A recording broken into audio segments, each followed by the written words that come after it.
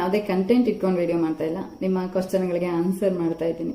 So ಇನ್ನು ಯಾರೆಲ್ಲ ನನ್ನ ಚಾನಲ್ನ ಸಬ್ಸ್ಕ್ರೈಬ್ ಮಾಡದೆ ನೋಡ್ತಿದ್ದೀರಿ, ದಯವಿಟ್ಟು ಸಬ್ಸ್ಕ್ರೈಬ್ ಮಾಡಿ, ಹಾಗೆ ಪಕ್ಕದಲ್ಲಿರುವಂತಹ ಬೆಲ್ ಐಕನ್ ಪ್ರೆಸ್ ಮಾಡೋದನ್ನು ಸಹ ಮರಿಬೇಡಿ. ಸೊ ವಿಡಿಯೋ ಸ್ಟಾರ್ಟ್ ಮಾಡೋಣ. ಫಸ್ಟ್ ಕ್ವಶನ್ ಏನಪ್ಪಾ ಅಂದ್ರೆ, ಮೇಡಮ್ ನಾನು ಅಥವಾ ಲವರ್ಸ್ ಕಾಂಡೋಮ್ ಯೂಸ್ ಮಾಡಿ ಸೆಕ್ಸ್ ಮಾಡಿದ್ಮೇಲೂ ಪ್ರೆಗ್ನೆಂಟ್ ಆದ್ರೆ ಏನ್ ಮಾಡ್ಬೇಕು ಅಂತ. ಎಷ್ಟು ತಿಂಗಳು ಅಂತ ನೀವು ಹೇಳಲಿಲ್ಲ, ಬಟ್ ಆದ್ರೂ ನಾನು ಹೇಳ್ತೀನಿ, 4 ತಿಂಗಳು ಒಳಗಡೆ 4 ಮಂತ್ಸ್ ಒಳಗಡೆ ಮಾತ್ರ ನೀವು ಅದನ್ನ ತೆಗ್ಸೋದಕ್ಕೆ, ಬೇಡ ಅಂದ್ರೆ ಟ್ರೈ ಮಾಡ್ಬೋದು. ಇನ್ನು ನೆಕ್ಸ್ಟ್ ಕ್ವಶನ್, ಯೂರಿನ್ ಪಾಸ್ ಮಾಡುವಾಗ ಪೇನ್ ಬರ್ತಾ ಇದೆ ಮೇಡಮ್ ಅಂದ್ರೆ.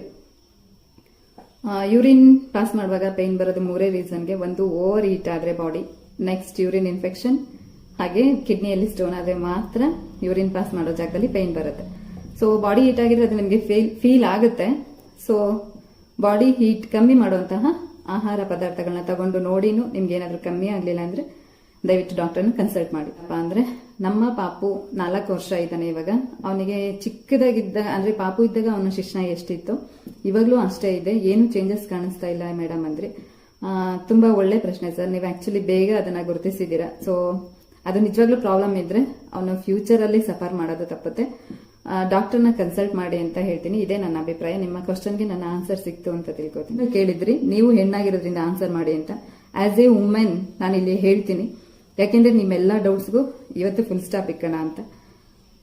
ಹೆಣ್ಮಕ್ಳಿಗೆ ಎಷ್ಟು ಉದ್ದ ಎಷ್ಟು ದಪ್ಪ ಇದೆ ಅನ್ನೋದೆಲ್ಲ ಇಂಪಾರ್ಟೆಂಟ್. ಗಂಡ ಯಾವ ರೀತಿ ನಮ್ಮನ್ನ ಟ್ರೀಟ್ ಮಾಡ್ತಾನೆ, ನಾವು ಯಾವ ರೀತಿ ಅವ್ರ ಜೊತೆ ಇರ್ತೀವಿ ಅನ್ನೋದು ಇಂಪಾರ್ಟೆಂಟ್. ಇಲ್ಲಿ 3 ಇಂಚ್ ಅಥವಾ 3.5 ಇಂಚ್ಗಿನ್ನ ಕಮ್ಮಿ ಇದ್ರೆ ಮಾತ್ರ ಅದು ಪ್ರಾಬ್ಲಮ್ ಆಗುತ್ತೆ ಹೊರತು 3 ಇಂಚಸ್ಗಿನ್ನ ಜಾಸ್ತಿ ಇದ್ರೆ ನಿಮ್ಗೆ ಸೆಕ್ಷುವಲ್ ಲೈಫ್ ಅಲ್ಲಿ ಯಾವುದೇ ರೀತಿ ಪ್ರಾಬ್ಲಮ್ ಬರೋದಿಲ್ಲ. ನಿಮ್ಮ ಹೆಂಡತಿ ನಿಮ್ ಜೊತೆ ಖುಷಿಯಾಗಿರ್ತಾರೆ. ನನ್ನ ಶಿಕ್ಷಣ 6 ಇಂಚ್ ಇದೆ ಮೇಡಮ್, ನನ್ನ ಹೆಂಡತಿಗೆ ಸೆಕ್ಸ್ ಮೇಲೆ ಇಂಟ್ರೆಸ್ಟ್ ಇಲ್ಲ ಅಂತ. ಹೌದು, ತುಂಬಾ ಜಾಸ್ತಿ ಆದ್ರೂ ಕಮ್ಮಿ, ತುಂಬಾ ಏನು ಉದ್ದ ಆದ್ರೂ ಕೆಲವು ಹೆಣ್ಮಕ್ಳಿಗೆ ಪೇನ್ ಅದು ಬರುತ್ತೆ. ಸೊ ಅದು ಹೆಣ್ಮಕ್ಳಿಗೆ ಮಾತ್ರ ಅರ್ಥ ಆಗುತ್ತೆ. ದಯವಿಟ್ಟು ನನಗೆ ಉದ್ದ ಇಲ್ಲ ದಪ್ಪ ಇಲ್ಲ ಅಂತ ಕೊರ್ಗಕ್ಕೆ ಹೋಗ್ಬೇಡಿ ಫ್ರೆಂಡ್ಸ್. ಇದು ನನ್ನ ರಿಕ್ವೆಸ್ಟ್. ಮಿನಿಮಮ್ 3.5 ಅಥವಾ 3 ಇಂಚಸ್ ಶಿಶ್ನ ನಿಮೂರಿಕೆ ಇದ್ದಾಗ, ಅದಕ್ಕಿಂತ ಜಾಸ್ತಿ ಅಂದ್ರೆ 4 ರಿಂದ 5 ಇಂಚ್. ಕೆಲವರು ನನ್ನನ್ನು ಇಲ್ಲಿ ಉದ್ದ ಅಥವಾ ದಪ್ಪ ಅದೆಲ್ಲ ಇಂಪಾರ್ಟೆಂಟ್.